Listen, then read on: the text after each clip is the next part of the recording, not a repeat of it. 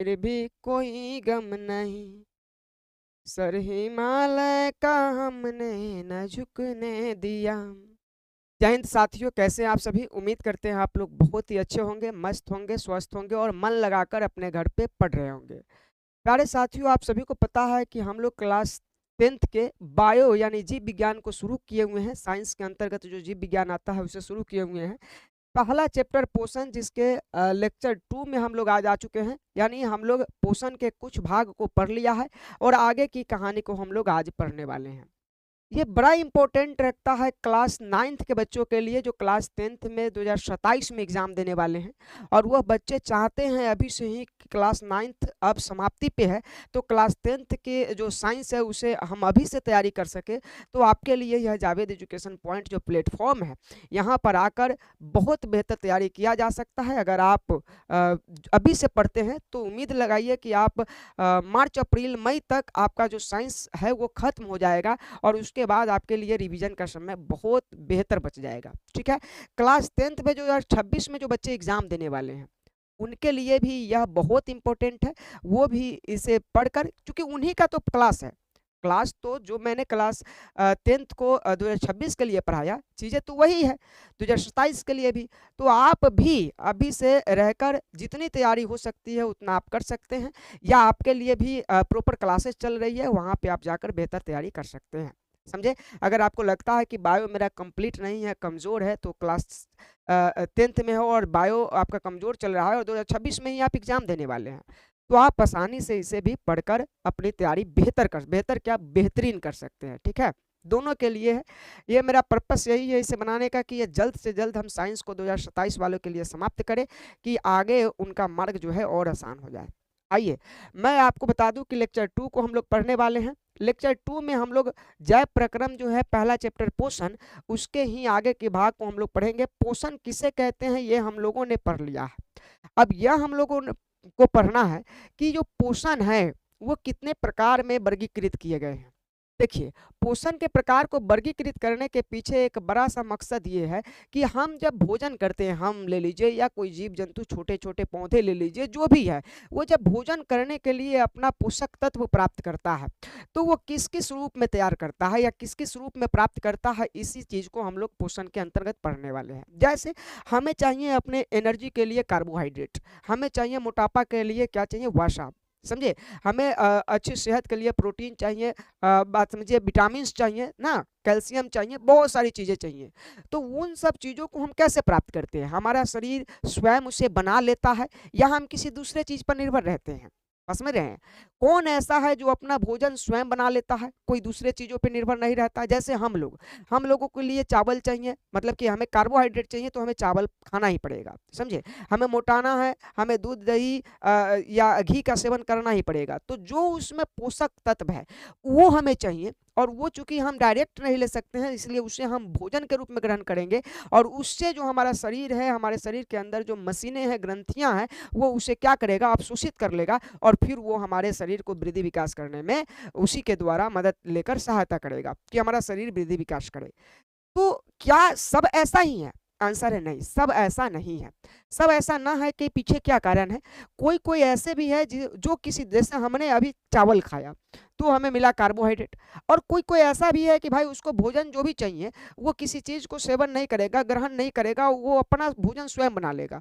तो उसे हम कहते हैं स्वपोषी। जैसे मान लीजिए, जरा समझिएगा, जीवन जीने के लिए सबको पोषक तत्व चाहिए जो अपना स्वयं बना लेता है। हमने पोषण को रखा, पहले तो मैं आपको समझा ही दूं। जो हमारा पोषण चैप्टर है, एक मिनट, जो हमारा पोषण चैप्टर है, जो हमारा पोषण है वो समझिएगा, गौर से आप समझिएगा। जो हमारा पोषण है वो पोषण, पोषण का मतलब भोजन प्राप्त करने की विधि ही आप समझ लीजिए। ये दो तरह से होते हैं, समझे। ये दो तरह से होते हैं। पहला स्वपोषण। स्वपोषण, स्वपोषण का क्या मतलब है? स्वपोषण का मतलब अभी हम आपको समझा दें। दूसरा क्या होता है? परपोषण। परपोषण, समझिएगा, गौर से बातों को समझिएगा, बड़े आसानी से आपको सभी चीजें समझ में आ जाएंगी। तेजी से आपको हुलबुला हुलबुला कर पढ़ने की आवश्यकता नहीं है। ठीक है। पहला है स्वपोषण, दूसरा है परपोषण। स्वपोषण क्या होता है समझिएगा।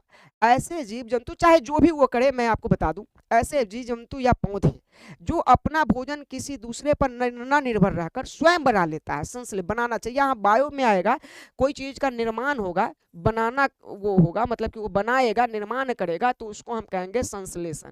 क्या कहेंगे? संश्लेषण, यानी संश्लेषित कर ले रहा है, बना ले रहा है। ठीक है, तो अब यहाँ समझिए, स्वपोषण जो है वो पौधों में पाए जाते हैं। यानी जो पौधा, यानी जो भी वस्तु या पौधा या जीव, आप जो भी कहिए, वो जब अपना भोजन स्वयं बना लेगा, वो किसी दूसरे पर निर्भर नहीं रहेगा कि भाई उस चीज को हम ग्रहण करेंगे, खाएंगे तो मैं जीवन जी पाऊंगा। अगर ऐसा नहीं है, वो स्वयं जो भी चीजें चाहिए वो निर्मित कर ले रहा है, बना ले रहा है अपने ही शरीर के अंदर, तो उसे हम कहेंगे कि वह स्वपोषी है, और उसमें जो गुण है वह स्वपोषण का है। जैसे हमारे पास पेड़ पौधे, हरे पेड़ पौधे, कौन? हरे पेड़ पौधे, समझिएगा, पेड़ पौधे, हरे पेड़ पौधे। अभी बहुत गहराई में हम चीजों को लेकर जाने वाले हैं, तो शांति से पढ़िएगा।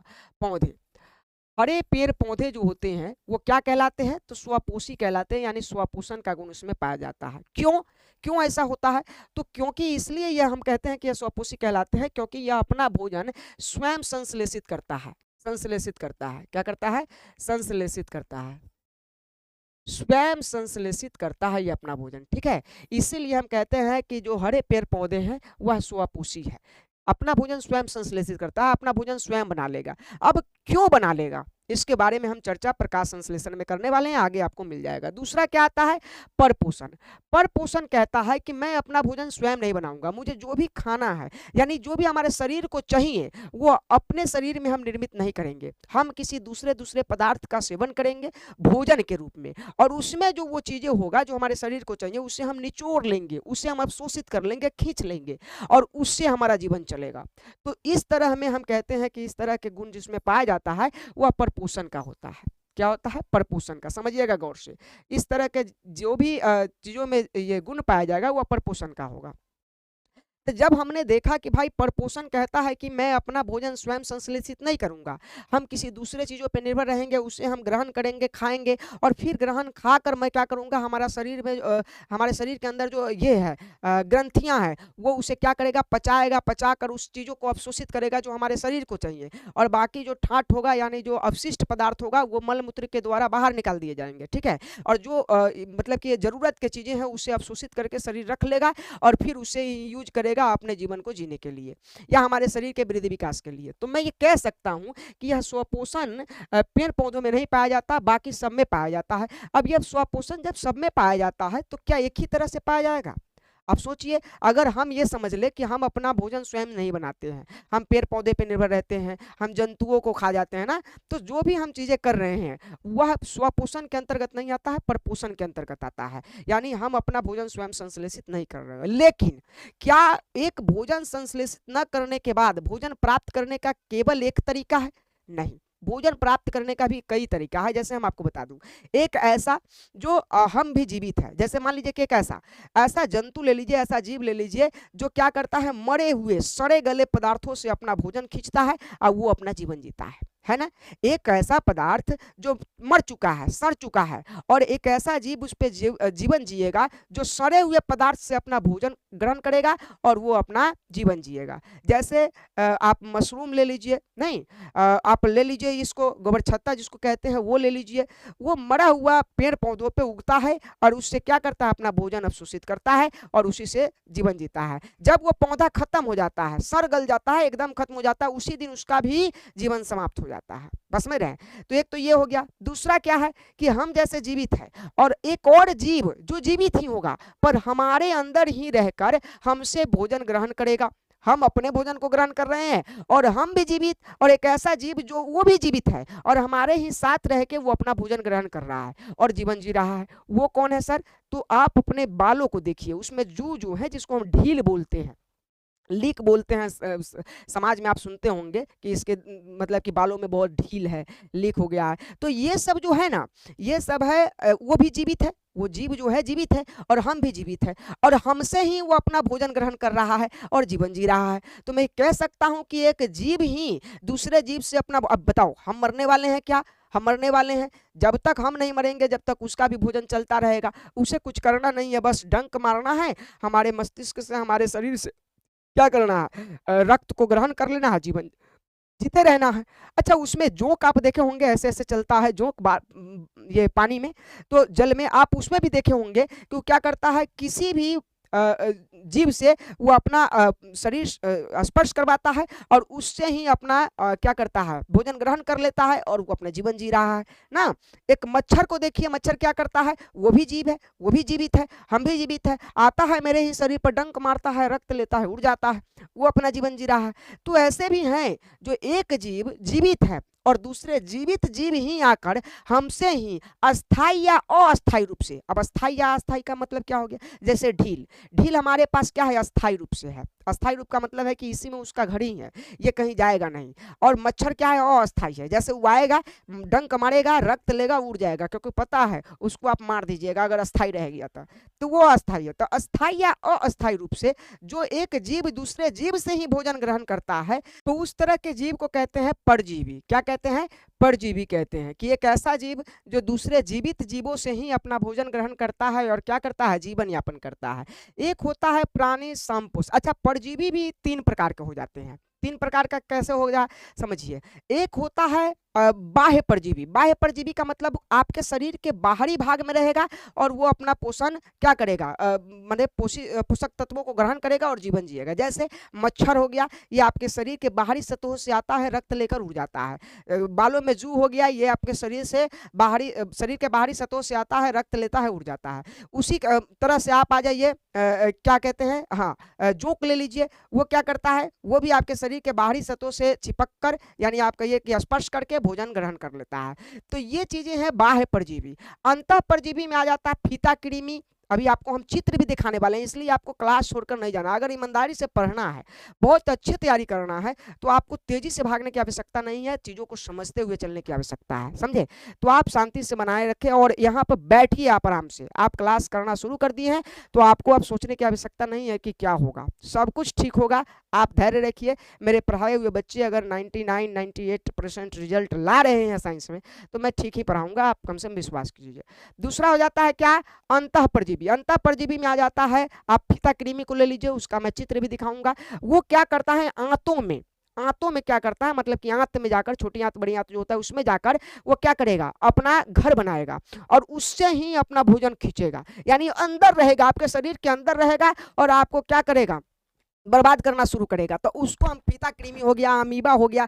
तो इस तरह के जो जीव है जो आपके शरीर के अंदर रहकर पोषण ग्रहण करता है, उसको कहते हैं अंतः परजीवी। क्या कहते हैं, अंतः परजीवी। और एक होता है अर्ध परजीवी। अर्ध परजीवी क्या करता है, अर्ध परजीवी कहता है कि मैं अपना भोजन स्वयं भी बना सकता हूँ, मैं अपना भोजन स्वयं भी बना सकता हूँ, लेकिन मैं कुछ भोजन किसी दूसरे परजीवी से ही, मतलब कुछ भोजन किसी दूसरे जीव से भी प्राप्त करूंगा। यानी अर्ध परजीवी का मतलब ही है आधा भोजन स्वयं बनाएगा और आधा भोजन वो किसी दूसरे जीव से भी प्राप्त करेगा। उसके बाद आ जाता है, ये तो परजीवी के प्रकार हो गए। उसके बाद आपका आ जाता है प्राणी संपोषण। प्राणी संपोषण यानी मनुष्य के जिस तरह से भोजन ग्रहण करने की प्रक्रिया है, तरल या आप कहिए ठोस पदार्थ के रूप में, जैसे हम लोग ठोस को भी चबा कर खा जाते हैं, तरल चीज़ों के द्रव्य अवस्था के जो भी पदार्थ है उसे भी हम लोग खा लेते हैं। तो इस तरह के जो भोजन करने की विधि है, जो भी ऐसे भोजन करता है उसे कहते हैं प्राणी समभोजी, यानी प्राणी संपोषण का गुण पाया जाता है। तो अब जरा आप समझिएगा, इसमें सबसे पहले जो परपोषण होता है उसमें आता है मृतजीवी पोषण। मृतजीवी पोषण, मृतजीवी पोषण। अब मृतजीवी पोषण का मतलब ही आपको समझ में आ गया होगा, जो मरे हुए सड़े गले पेड़ पौधे या जंतुओं से अपना भोजन प्राप्त करके क्या करता है, जीवन जीता है, उसे हम कहते हैं मृतजीवी। दूसरा आ जाता है क्या, दूसरा आ जाता है परजीवी। क्या आ जाता है, परजीवी। परजीवी, परजीवी क्या करता है, अस्थाई या अस्थाई रूप से आप एक जीव से दूसरा जीव अपना भोजन ग्रहण करता है और जीवन यापन करता है। यह परजीवी तीन प्रकार के होते हैं। कितने प्रकार के होते हैं, तीन प्रकार के। एक तो हो जाता है बाह्य परजीवी। क्या होता है, बाह्य परजीवी। परजीवी समझिएगा, बहुत ही बेहतरीन साइंस पढ़ाऊंगा मैं आपको, आश्वासन दिलाता हूं। दूसरा क्या हो जाएगा, अंतः परजीवी। अंतः परजीवी, अंतः परजीवी। और तीसरा क्या होता है, तीसरा होता है अर्ध परजीवी। अर्ध परजीवी, अर्ध परजीवी। तो ये आपके हो गए क्या, परजीवी के तीन भाग। और एक होता है प्राणी संपोषण। प्राणी समपोषण, प्राणी समपोषण, पोषण, ये आपको याद रखना है, प्राणी समपोषण। इस तरह से आपको पोषण को वर्गीकृत कर दिया गया है। पोषण को वर्गीकृत दो भागों में किया गया। एक ऐसा जो भोजन स्वयं बना ले, उसे हम कहते हैं स्वपोषण, जिस जो गुण पाया जाता है वो हरे पेड़ पौधों में पाया जाता है। ये आपको याद रखना, ऑब्जेक्टिव प्रश्न बनता है, स्वपोषण का गुण पाया जाता है हरे पेड़ पौधों में। दूसरा होता है परपोषण। परपोषण का मतलब होता है जो एक जीव दूसरे जीवों पर, या एक जीव अपना भोजन स्वयं संश्लेषित न करके, न बनाकर किसी दूसरे जीवों से अपना भोजन प्राप्त करता है। अच्छा, ये भोजन प्राप्त करने का विधि कई है। एक होता है मृत जीवी पोषण, ऐसा जीव जो मरे हुए सड़े गले पदार्थों से अपना भोजन प्राप्त करता है और जीवन जीता है, उसे कहते हैं मृत जीवी पोषण। एक होता है परजीवी, मतलब कि एक जीव जिंदा ही है और दूसरे जिंदा जीव ही आकर क्या करता है, उससे अपना भोजन प्राप्त करता है, तो उसे हम कहते हैं परजीवी। परजीवी तीन प्रकार के होते हैं। एक बाह्य परजीवी, जो एक जीवित जीवों के बाहरी सतहों से अपना भोजन प्राप्त कर लेगा।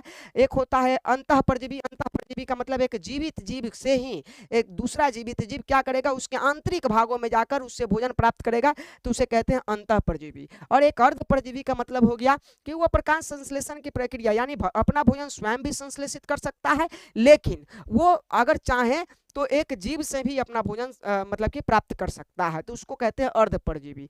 तीसरा हो जाता है आपका, याद रखना है, प्राणी संपोषण। मनुष्य के भोजन करने की विधि, ठोस या सरल रूप में जो मनुष्य भोजन करता है, उस विधि द्वारा जो भी भोजन प्राप्त करता है उसे कहते हैं प्राणी संपोषण। अब आइए इसका जो डायग्राम हमने बनाया है उसे आपको समझा दूं कि क्या क्या होता है, कैसे होता है। मैं आपको बता दूं, क्लासेस लंबा होगी, इसके लिए आपको कोई टेंशन नहीं लेना है, क्लासेस बेहतरीन होगी। एक बार साइंस पढ़ाऊंगा, दोबारा आपको ताकने झांकने की आवश्यकता नहीं होगी, तो आप शांति से पढ़िए, कोई भी डाउट आपके मन में नहीं रह जाएगा। मैं इतना जरूर पढ़ा दूंगा कि आपके सारे डाउट कंप्लीट हो जाएंगे, आप टेंशन नहीं लीजिए। आइए, अब हमने यहाँ पोषण किया। अब आपको जब फेयर कीजिएगा आप, तो इस तरह से आपको लिखना है, अपने कॉपी में इस तरह से आपको लिखना है। जब आप फेयर कीजिएगा तब हमने क्या लिखा, पोषण के जो भी इससे पहले वाले लेक्चर 1 आप देख चुके हैं, तो जहां समाप्त हुआ था उसके आगे का ही यह भाग है। क्या कहेंगे, पोषण के प्रकार, टाइप ऑफ न्यूट्रिशन। आपको याद रखना है, टाइप ऑफ न्यूट्रिशन में सबसे पहला आ जाएगा पोषण। पोषण मतलब न्यूट्रिशन, सबका इंग्लिश नाम भी हमने लिख दिया कि आपको कोई तकलीफ ना हो, कहीं घूमने और जाने की आवश्यकता ना पड़े। अगर हम आप हमसे पढ़ रहे हैं तो निश्चित रूप से आपको कोई आवश्यकता नहीं होगी कहीं दूसरे जगह पे जाने की। पोषण, पोषण आप जाएंगे तो पोषण को आपने देखा कि दो भागों में विभाजित किया गया, ये सब तो हमने लाइन कर ही दिया है। पहला होता है स्वपोषण, इसका नाम क्या है, स्वपोषण, ऑटोट्रॉफिक न्यूट्रिशन, ठीक है। और दूसरा होता है परपोषण, हेट्रोट्रॉफिक न्यूट्रिशन। समझे, तो ये क्या होता है, स्वपोषण और परपोषण को तो मैंने समझा ही दिया है। अब देखिए, स्वपोषण का कोई भाग नहीं है, लेकिन परपोषण का भाग है। परपोषण का भाग 3 पार्ट में है, आप देख लीजिए। पहला है मृत जीवी पोषण, समझे, पहला क्या है, मृत जीवी पोषण। दूसरा है परजीवी पोषण और तीसरा है प्राणी संपोषण। मृत जीवी होलोजोइक न्यूट्रिशन है, यहाँ याद रखिएगा, पैरासिटिक न्यूट्रिशन, समझे। तो यहाँ पे आपको याद रखना है मृत जीवी, परजीवी और प्राणी पोषण, समझे। ये 3 प्रकार से परपोषण को बांटा गया। और उसके बाद क्या होता है, ये जो परजीवी है यह भी 3 भागों में बट गया। एक होता है बाह्य परजीवी पोषण, एक होता है अंतः परजीवी पोषण, एक होता है अर्ध परजीवी पोषण। यही तो मैं अभी आपको समझाया, समझे। इसलिए मैंने वहां समझाया कि आपको चीजें अच्छी तरह से समझ में आ जाए। अब ये जब आप पढ़ लिए, इसका आप स्क्रीनशॉट लेना चाहे ले लीजिए, अपने कॉपी में लिख लीजिएगा, जिससे आप बहुत अच्छे तरह से तैयारी कर पाएंगे, ठीक है, बहुत अच्छे तरह से आप तैयारी कर पाएंगे। इससे बाहर आपको कुछ नहीं पढ़ना है, मैं आपको बता रहा हूं, विश्वास कीजिए। आइए अब एक एक करके इसका हम सारे का क्या डिफिनीशन देखेंगे कि आपसे अगर कोई पूछ दिया कि स्वपोषण किसे कहते हैं, स्वपोषण का गुण किसमें पाया जाता है, तो भाई हम क्या बताएंगे, क्या ही बताएंगे कि भाई स्वपोषण कहाँ पाया जाता है, किसमें पाया जाता है। तो इसीलिए मैं आपको अब लिए चलता हूँ, ये पोषण का परिभाषा मैंने दे दिया है, एग्जाम्पल भी दे दिया है। अब आपको स्वपोषण, परपोषण, परपोषण के 3 प्रकार और परजीवी के भी 3 प्रकार के बारे में हम आपको परिभाषा देंगे, साथ में एग्जाम्पल देंगे और साथ में चित्रों की सहायता से आपको समझाने की कोशिश करेंगे। आइए, पहला ये रहा, पहला आपका आएगा क्या, पहला आपका आएगा स्वपोषण। स्वपोषण किसे कहते हैं, अब चीजों को बहुत आसानी से आप समझ पाएंगे, क्योंकि आपने बेसिक चीजें जो है हमने अभी आपको बता दिया है। आइए, स्वपोषण किसे कहते हैं, ऑटोट्रॉफिक न्यूट्रिशन क्या होता है समझिएगा। ऐसे जीव या पौधे, ऐसे जीव या पौधे, जीव में तो शायद नहीं पाया जाता है स्वपोषण, लेकिन पौधे ही आप समझ लीजिए। तो ऐसे जीव या पौधे जो भोजन के लिए, भोजन मतलब कि अपना भोजन प्राप्त करने के लिए अन्य जीवों पर निर्भर न रहकर अपने भोजन स्वयं संश्लेषित करता है। देखिए, संश्लेषित का मतलब हमने पहले ही बता दिया है, बनाना। कोई भी चीज का निर्माण करना संश्लेषण कहलाएगा बायो के क्षेत्र में। तो ऐसे जीव या पौधे जो अपने भोजन के लिए अन्य जीवों पर निर्भर न रहकर वह अपना भोजन स्वयं संश्लेषित करता है, स्वपोषण या ऑटोट्रॉफ्स कहलाता है। ठीक है।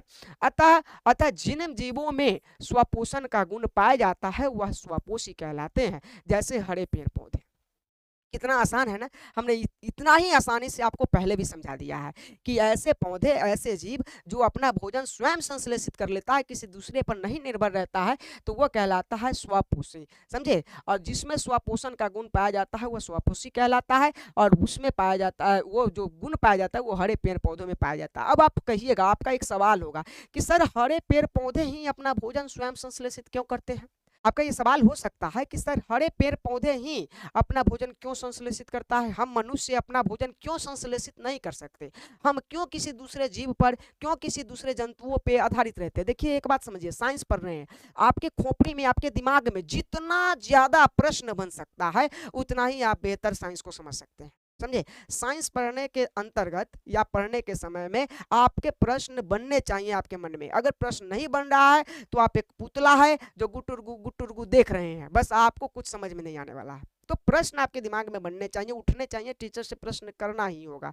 तो यहाँ समझिए, हम वही प्रश्न उठाए हैं। अगर आपके मन में नहीं उठा तो मैंने ये उठाया कि सर आप बताइए हमें कि हरे पेड़ पौधे में ही यह गुण क्यों पाया गया कि वो अपना भोजन स्वयं संश्लेषित कर ले, हम मनुष्य में क्यों नहीं? अगर ऐसा होता तो हम सभी अपना भोजन स्वयं संश्लेषित कर लेते, कमाने की टेंशन से मुक्त हो जाते, पैसा कमाने की आवश्यकता ही नहीं बनती, मतलब कि हम भोजन बनाते और खा लेते, बात खत्म हो जाता।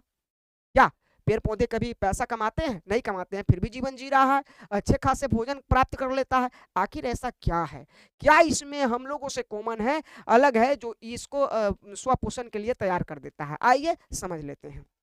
देखिए, ये हरे पेड़ पौधे, अच्छा ये भी बात आपको याद रखना है, या हरे लिखे हुए हैं, हरे पेड़ पौधे में ही यह गुण पाया जाएगा।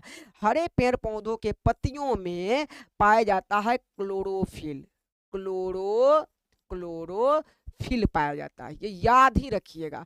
हरे पेड़ पौधों के पत्तियों में पाया जाता है क्लोरोफिल। अब क्लोरोफिल क्या है?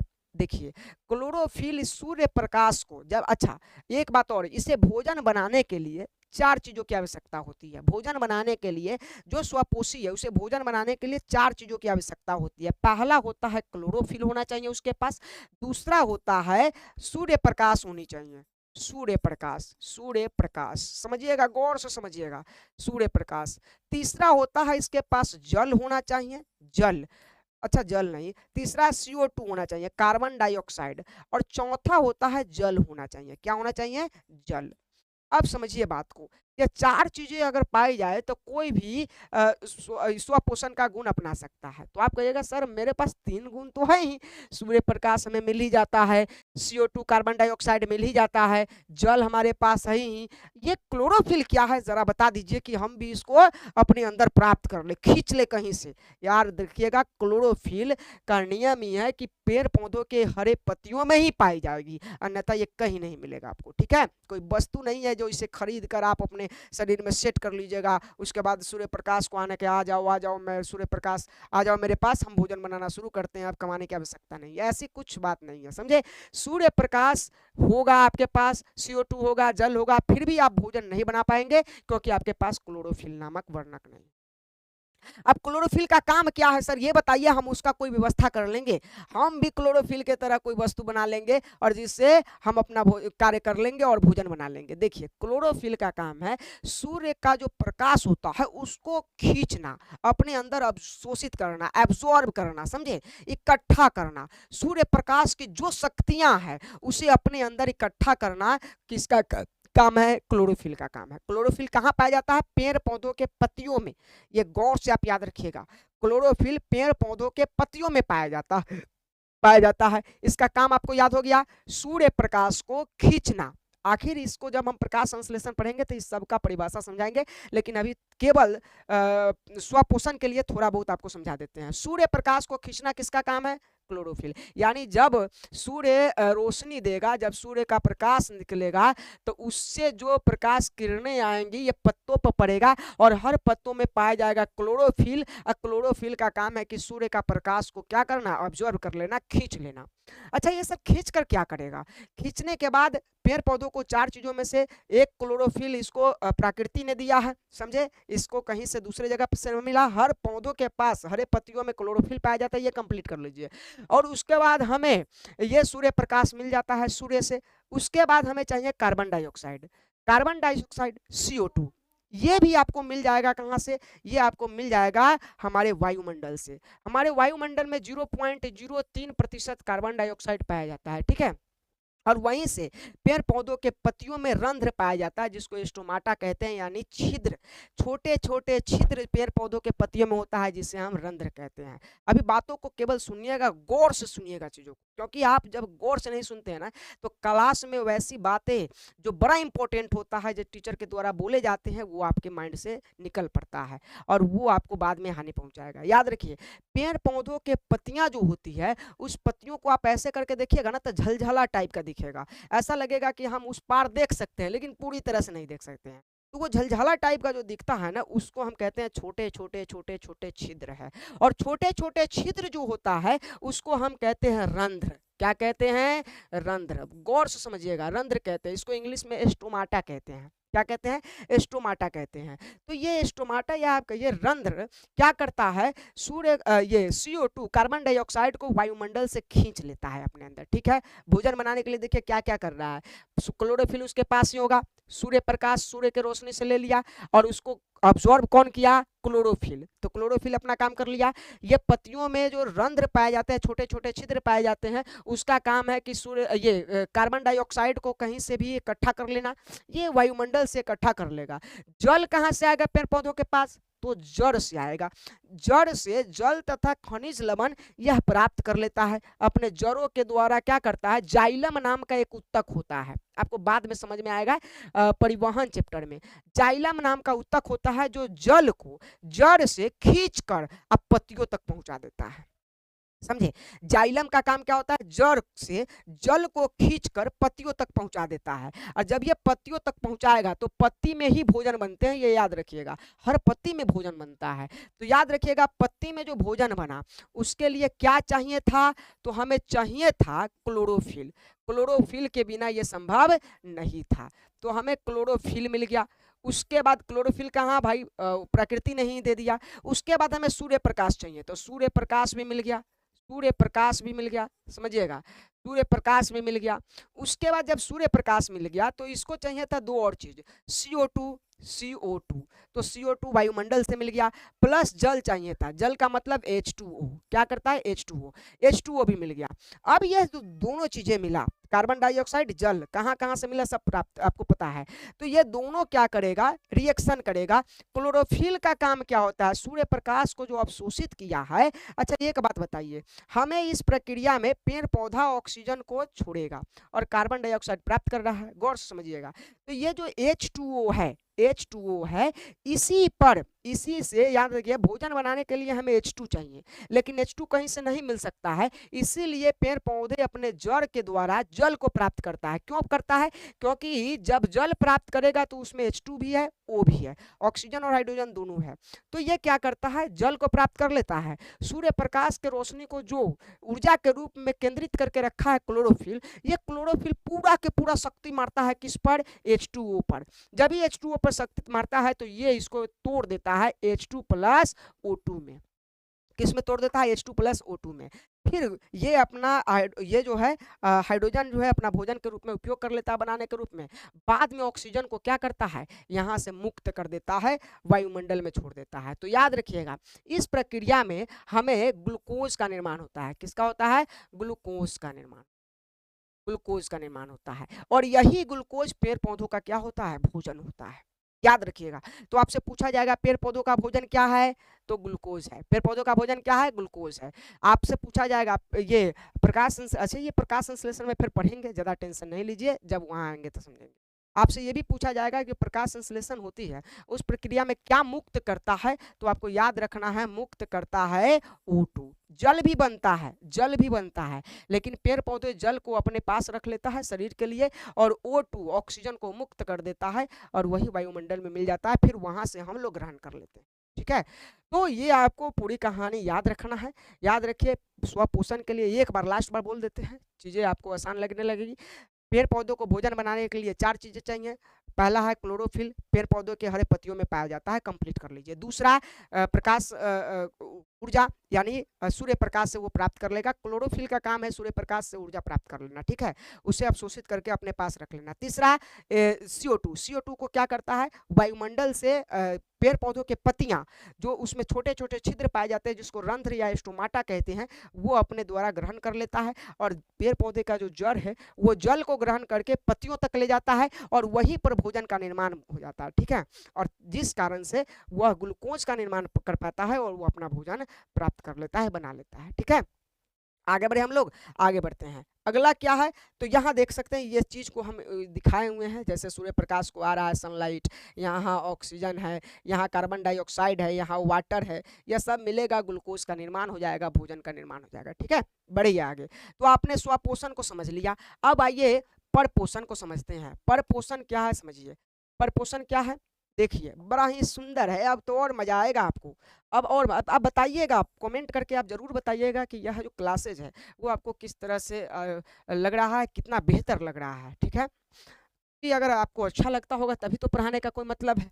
आइए, अब परपोषण क्या होता है, हेट्रोट्रॉफिक न्यूट्रिशन क्या होते हैं समझिएगा। हमने आपको पहले ही बता दिया है, परपोषण का मतलब होगा कि एक जीव किसी दूसरे जीवों पर, पौधों पर निर्भर रहेगा कि वो हमें भोजन देगा, और वो भोजन को प्राप्त करेंगे, फिर हमारे शरीर के लिए जो भी चाहिए, विटामिन, कार्बोहाइड्रेट, वसा, प्रोटीन, जो भी चाहिए वो सब उसी से हमारा ग्रंथियां जो है वो क्या करेगा, अवशोषित करेगा, और वो हमारे जीवन को जीने में सहायता करेगा। तो यहाँ समझ लीजिए, पोषण की वह प्रक्रिया जिसमें कोई जीव अपना भोजन स्वयं संश्लेषित ना करके, अपना भोजन स्वयं नहीं बनाएगा, संश्लेषित ना करके किसी दूसरे जीवों पर क्या रहता है, निर्भर रहता है, परपोषण कहलाता है। ऐसे परपोषण कहलाते हैं। अतः जिन जीवों में परपोषण का गुण पाया जाता है वह परपोषी कहलाता है या हेट्रोट्रॉफ्स कहलाता है। कई बार पूछा हुआ है कि जिन जीवों में परपोषण का गुण पाया जाता है परपोषी कहलाता है, जिन जीवों में स्वपोषण का गुण पाया जाता है स्वपोषी कहलाता है। समझे, कहलाते हैं। जैसे अमरलता, गोबर छत्ता, मनुष्य, जानवर इत्यादि, ये सब क्या है, परपोषण का गुण पालन करता है। क्यों, क्योंकि ये सब अपने भोजन के लिए किसी दूसरे पर आश्रित रहते हैं। बताइए, हम सब भोजन के लिए पेड़ पौधों पर आश्रित है, आलू मिलेगा, टमाटर मिलेगा, गाजर मिलेगा, साग मिलेगा, सलाद मिलेगा, ये सब कहाँ से मिलेगा भाई, एक पौधे से ही तो मिलता होगा। हम लोग चिकन खाते हैं, ये सब कहाँ मिलता है, जंतुओं से मिलता है। यानी हम अपना भोजन कुछ नहीं बना रहे, हम सभी दूध खाते हैं, दही खाते हैं, मक्खन खाते हैं, जो भी खाते हैं वो कहीं ना कहीं आप देखिएगा तो किसी दूसरे चीजों से मिल रहा है, हम लोग का वो अपना कुछ नहीं है। तो हम ये कह सकते हैं कि हम लोग का जो भोजन है वो किसी दूसरे चीजों पे आश्रित है। ये सब गायब हो जाए तो हम लोग अपने आप मर जाएंगे। ठीक है, क्योंकि हमें भोजन के रूप में कुछ नहीं मिलेगा, माटी खाना पड़ेगा। आइए, तो ये सब जो चीजें हैं, अपना भोजन स्वयं ना बनाकर किसी दूसरे पर निर्भर रहता है। जैसे एक आप देखे होंगे, ये जो है अमरलता जो होता है, ये क्या है, देखिए हम अभी आपको बताए हैं कि जो पेड़ पौधा होता है, जो पेड़ पौधा, थोड़ा सा हम पीछे चले, हाँ थोड़ा सा हम पिछले स्लाइड पे चलते हैं और आपको एक चीज समझा देते हैं। देखिए यहाँ पे समझिएगा, यहाँ पे भाई यहाँ चल जाओ, और पीछे चल जाओ, और पीछे चल जाओ, चल जाओ, हाँ यहाँ आ जाइए। अब देखिए यहाँ पे हम आपको एक पेड़ को दिखाते हैं। एक पेड़ आप देख लीजिएगा, ये आपका मान लीजिए कि क्या है, पेड़ है, ये आपका पेड़ है, ये आपका पेड़ है। ठीक है, ये सारी बहुत सारी डालियाँ हैं। ठीक है, ये बहुत सारी टहनियाँ हैं, यहाँ ये आप देख सकते हैं। अब एक ये क्या है, अमर लता का एक पेड़ होता है, वो क्या करता है जरा समझिएगा। वो करेगा, एक रस्सा टाइप का होगा, समझे, एकदम रस्सी टाइप का, जिसको आप देखेंगे पुराने पुराने वृक्ष में झूलते रहता है, उस पे बच्चा मतलब कि एकदम झुलुआ बना देता है उसको झूलने के लिए, ठीक है। वो क्या करता है समझिएगा, वो आएगा, जो भी टहनी है, जो भी टहनी है वो नीचे से आएगा, नीचे से उसमें का उसका केबल काट के फेंक दीजिएगा ना, तो भी वो अपने आप को वृद्धि विकास कर लेगा। क्यों? क्योंकि वह क्या करता है, किसी दूसरे पौधे पर जाता है, चिपक जाता है, चिपक जाएगा, और चिपक जाने के बाद पेड़ पौधे तो अपना भोजन स्वयं बनाते हैं, तो वो जब भोजन बनाएगा तो उसी उससे चिपक जाएगा, और ये अपना भोजन क्या करेगा, उसी से प्राप्त करने लगेगा। देखिए इस तरह से उस पर क्या करेगा, छावनी बना देगा, अपना छावनी बना देगा। देखते होंगे पेड़ पौधे पर क्या करता है, एक छावनी टाइप का बना देता है, और पेड़ पौधे जब भी भोजन बनाएगा तो उसका भोजन वो खा जाएगा, समझे। उस तरह से पेड़ पौधे कुकड़िया जाते हैं, कुकड़िया जाते हैं, समाज में बोला जाता है कि भाई कुकड़िया गया पेड़ पौधा, यानी उसका जो पत्ता है ना, वो ऐसा लग रहा है कि उसको कोई कीड़ा मकोड़ा खा रहा है, कीड़ा मकोड़ा खा नहीं रहा है, उसको भोजन सही से नहीं मिल रहा है, समझे। तो आपको याद रखना है कि ऐसे पौधे जब भोजन के लिए किसी दूसरे पौधे पर आश्रित हो जाते हैं तो यह भी एक परपोषी है, समझे। परपोषण का गुण पाया जाता है इसमें। तो आपको याद रखना है, ये क्या करता है, पेड़ पौधे के दूसरे दूसरे पेड़ पौधों पे पहुंच जाता है, और ये अपना भोजन उसी पर आश्रित रह के उसी से ही अवशोषण करने लगता है और जीवन जीने लगता है।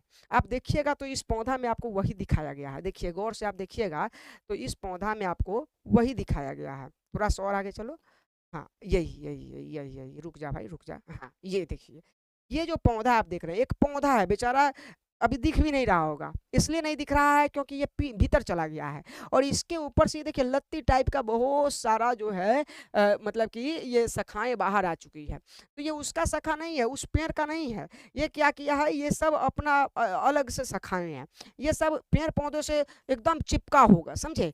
चिपक कर क्या कर रहा है मालूम है, भोजन जब भी पेड़ पौधे प्रकाश संश्लेषण के द्वारा बनाता होगा, बस ये सब भोजन उससे छीन लेता होगा और खा जाता होगा। एक दिन ऐसा होगा कि जो आंतरिक पौधा जिस पर ये सब फैला हुआ है वो मर जाएगा, मर जाने का मतलब है उसको भोजन ही नहीं मिल पाएगा, खराब हो जाएगा, खत्म हो जाएगा, और उसके खत्म होने के बाद ही सब भी खत्म हो जाएगा, बस में रहे।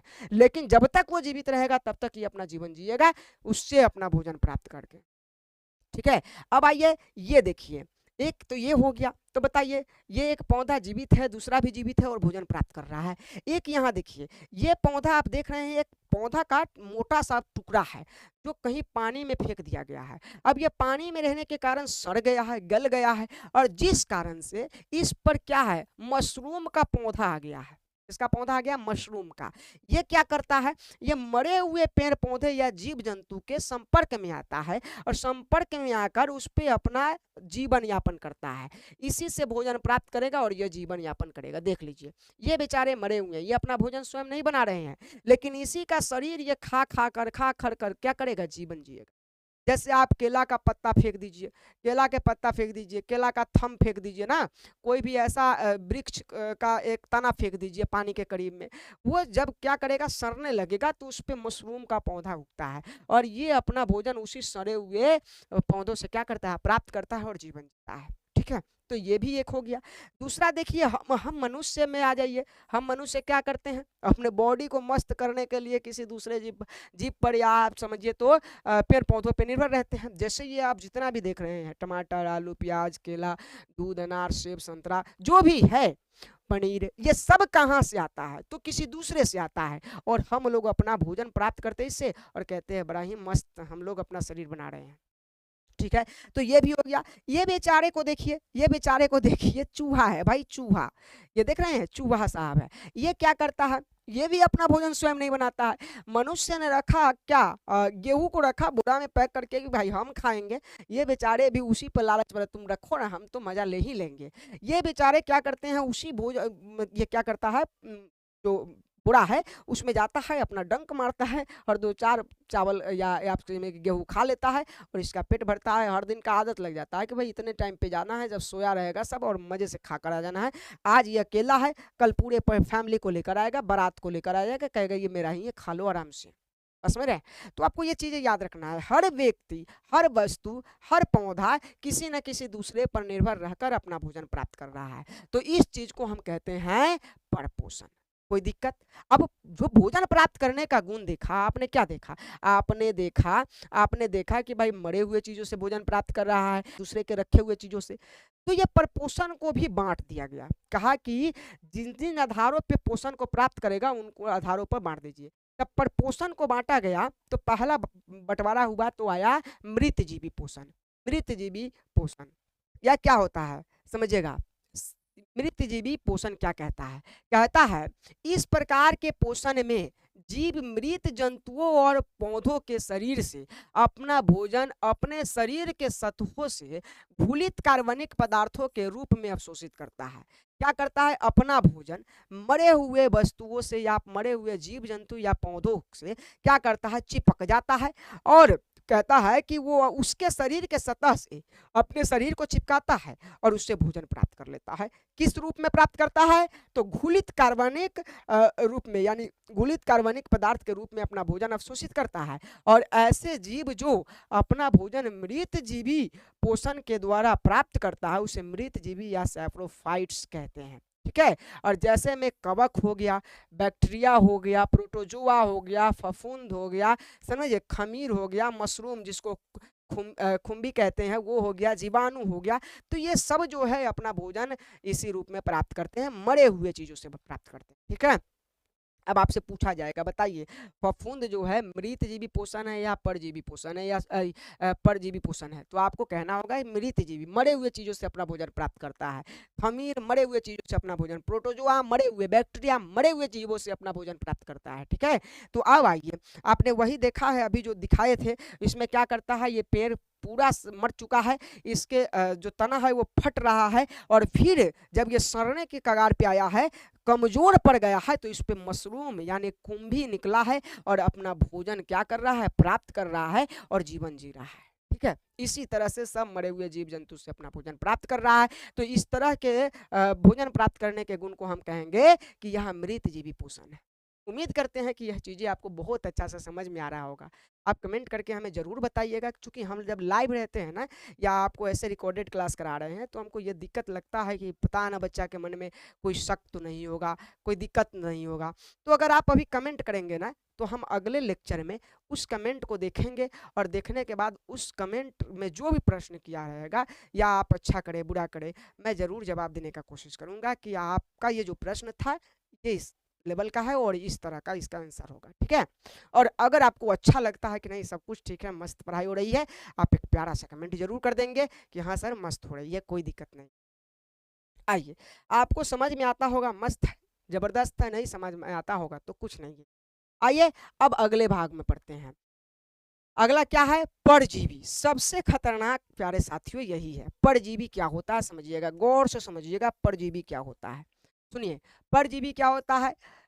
ये कहता है इस प्रकार के पोषण में जीव दूसरे प्राणी के संपर्क में, देखिए, एक जीव दूसरे प्राणी के यानी दूसरे जीव के संपर्क में जाएगा, दोनों जीवित ही होगा, ये आप समझ लीजिएगा, दोनों जीवित ही होगा।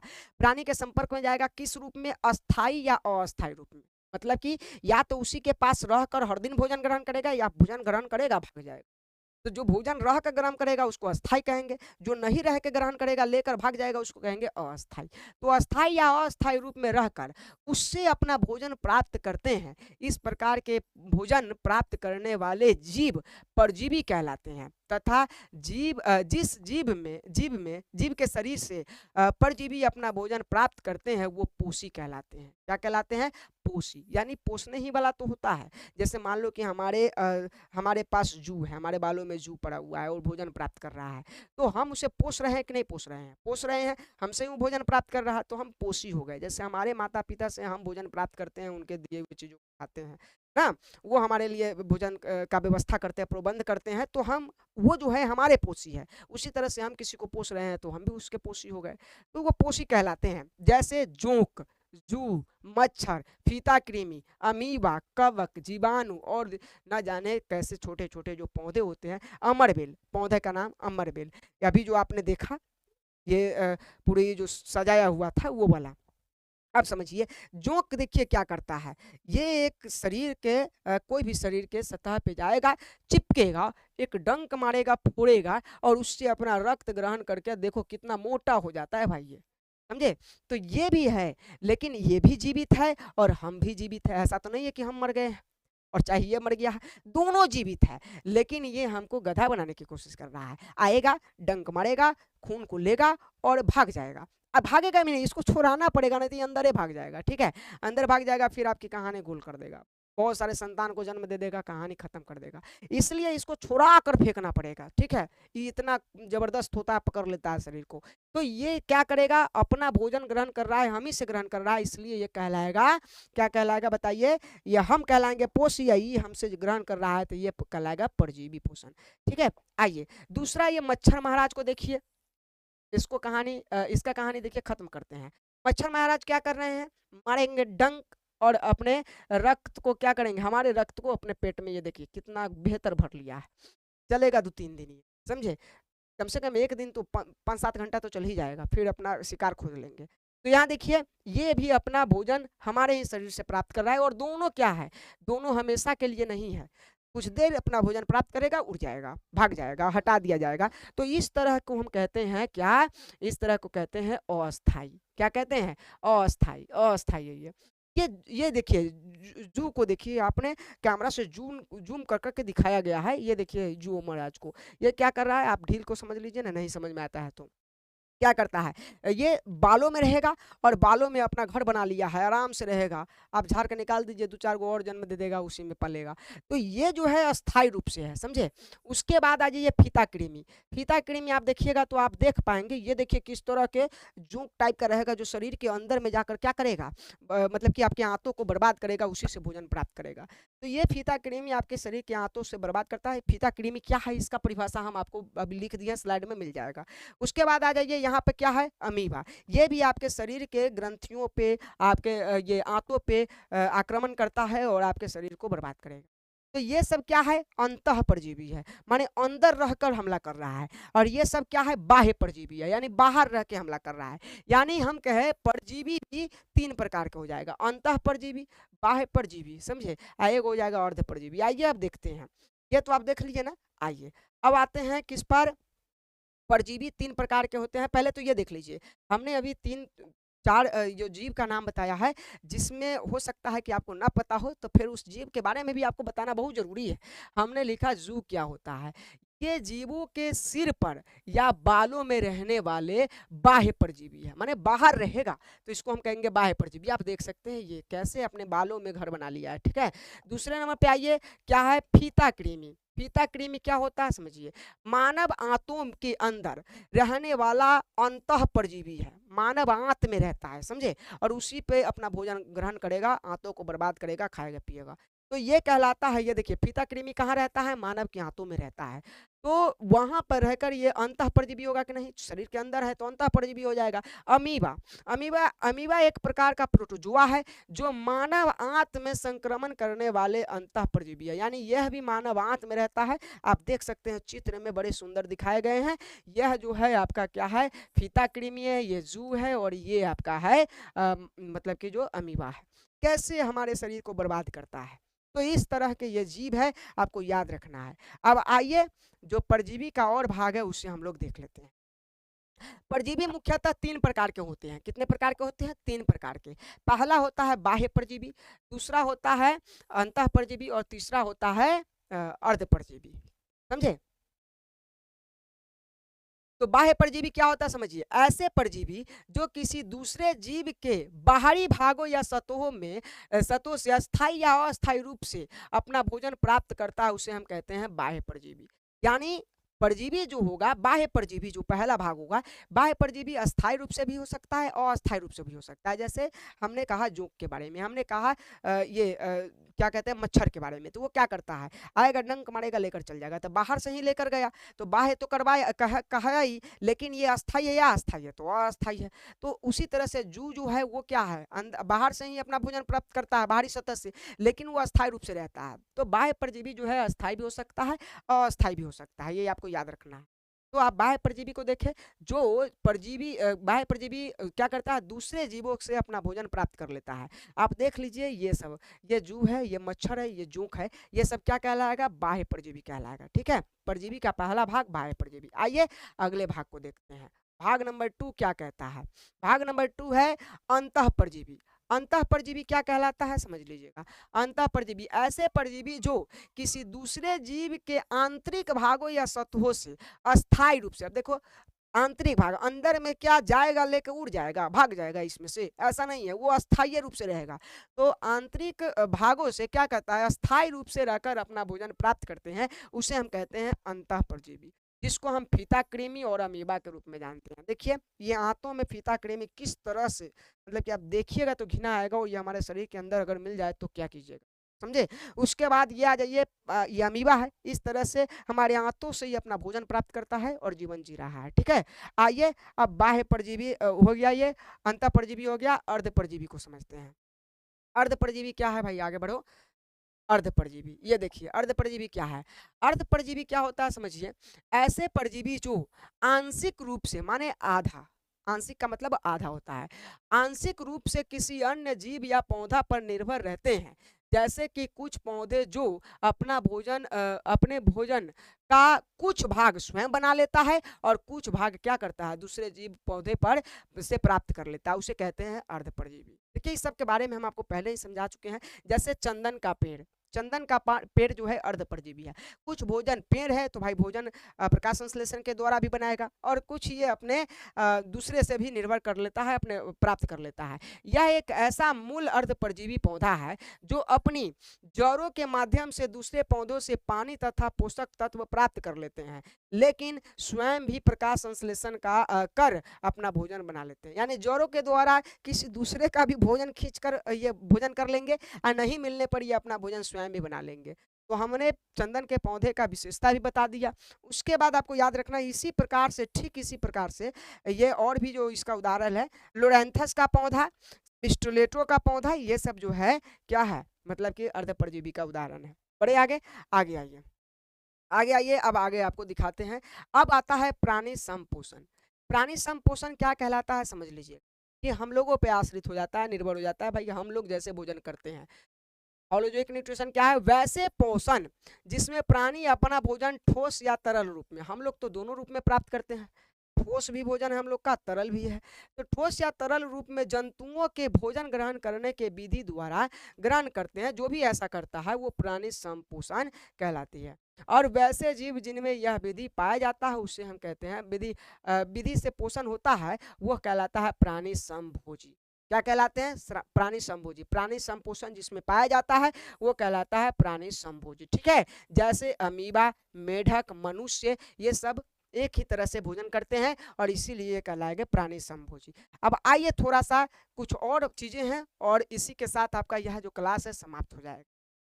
लास्ट स्लाइड क्या कहता है, जो प्राणी संपोषण के जो विभिन्न चरण हैं, जिस चरण के द्वारा भोजन हम लोग के शरीर में पचता है, या हमारा भोजन पचने के बाद वृद्धि विकास होता है, उसको समझते हैं। सबसे पहला चरण होता है अंतर्ग्रहण। अंतर्ग्रहण क्या होता है समझिएगा, जीव ठोस या तरल भोजन को मुख गुहा से के माध्यम से शरीर के अंदर क्या करता है, ग्रहण करता है, तो इसे हम कहते हैं अंतर्ग्रहण। जब हम कोई भी चीज को खाते हैं, ठोस खाए या तरल रूप में खाए, तो जब हमारे शरीर के अंदर मुख गुहा के माध्यम से अंदर जाता है तो इसको हम कहते हैं अंतर्ग्रहण। आगे क्या जाता है, पाचन। पाचन क्या कहलाता है समझिएगा, एंजाइमों का उपयोग करके, हमारे शरीर में बहुत सारी ग्रंथियां हैं जो एंजाइम स्त्रावित करते हैं, यानी पाचक रस स्त्रावित करते हैं, तो उसका उपयोग करके जटिल खाद्य पदार्थों, जो हम लोग कठोर खाद्य पदार्थों को खा लेते हैं, उसको सरल अणुओं में तोड़ दिया जाता है, छोटे छोटे टुकड़ों में तोड़ दिया जाता है। इस तरह से तोड़ा जाता है, किस तरह से, अवशोषित किए जा सकने वाले पदार्थों में तोड़ दिया जाता है, उससे हम महत्वपूर्ण चीजों को प्राप्त कर ले, खींच ले, ऐसे पदार्थों में पाचक ग्रंथियों के द्वारा तोड़ दिया जाता है। अवशोषण होता है, उसके बाद जो उसमें हमने भोजन खाया उसमें जो हमारे शरीर के लिए लाभदायक है, बचे हुए पोषक तत्वों को रक्त प्रवाह या कोशिकाओं में अवशोषित कर लिया जाता है, समझे। रक्त प्रवाह में यानी रक्त के बहाव में या कोशिकाओं में अवशोषित कर लिया जाता है, फिर उसका उपयोग हमारा शरीर करता है। स्वांगीकरण क्या होता है, कोशिकाओं द्वारा पोषक तत्वों का उपयोग ऊर्जा उत्पादन के लिए शरीर रचनाओं के निर्माण के लिए किया जाता है, उसे हम कहते हैं स्वांगीकरण, समझे। याद रखिएगा, जब हमारे शरीर का ऊर्जा उत्पादन के लिए या शरीर निर्माण के लिए जब उपयोग किया जाता है इसी चीज को, तो हम स्वांगीकरण कहते हैं। उसके बाद निष्कासन क्या है? जो अपचे भोजन है, जो हमारे शरीर के लिए लाभदायक नहीं था, उन सभी अपचे भोजन को क्या किया जाता है? अपचे भोजन और अन्य अपशिष्ट पदार्थों को शरीर से बाहर निकाल दिया जाता है, तो उसे कहते हैं हम निष्कासन, जो हमारे शरीर के लिए लाभदायक नहीं था। उम्मीद करते हैं साथियों, प्यारे बच्चों, ये जो भाग है वो आपको बहुत अच्छा से समझ में आया होगा। अगर आपको अभी तक समझ में आया है तो मैं आपको विश्वास दिलाता हूँ आगे आने वाले जो क्लासेज है वो भी आपको बहुत अच्छे से समझ में आएगा। प्यारे साथियों, अगर यह वीडियो आपको अच्छा लगा हो तो आप हर दिन हम आपको वीडियो अपलोड कर रहे हैं, वहां से जाकर आप चैनल पे क्या कर लीजिए, वीडियो देखिए और अपना तैयारी अभी से शुरू कर दीजिए, ठीक है। और साथ में और भी बच्चे हैं उन्हें भी आप बताइए कि यहाँ से आप बेहतर तैयारी कर सकते हैं। वो जुड़ेंगे, हमें मज़ा आएगा, बच्चे बढ़ेंगे, हम और बेहतर पढ़ाएंगे, ठीक है। बहुत मेहनत लगता है, बहुत समय लगते हैं, तब जाके इस तरह की क्लासेज रिकॉर्ड हो पाती है और जिससे हम आपको आसानी से चीज़ों को समझा पाते हैं, ठीक है। बात रही क्लासेस की, तो मैं आपको आश्वासन दिलाता हूं कि मैं आपकी क्लासेस कभी बाधित नहीं होने दूंगा। लगातार चल रही है, चलते रहेगा। अगर कभी 1-2 दिन के लिए रुक जाता है तो ये समझ लीजिएगा कि ऑफलाइन में भी बच्चे हैं, शायद वहां हम इन्वॉल्व हो गए होंगे, इस कारण से कभी कभी ऐसा हो जाता है, पर अब ऐसा नहीं होगा, ठीक है। वीडियो कैसा लगा है आप जरूर बताइएगा हमें कमेंट के माध्यम से, और साथ में अभी आप चैनल को जाकर सब्सक्राइब कर लीजिए, जिससे आप आने वाले वीडियोस का नोटिफिकेशन पा पाएंगे। बेल आइकन को भी प्रेस कर लीजिएगा और वीडियो को शेयर करना नहीं, ठीक है। धन्यवाद, थैंक यू सो मच। मिलते हैं अगले लेक्चर में। शुक्रिया।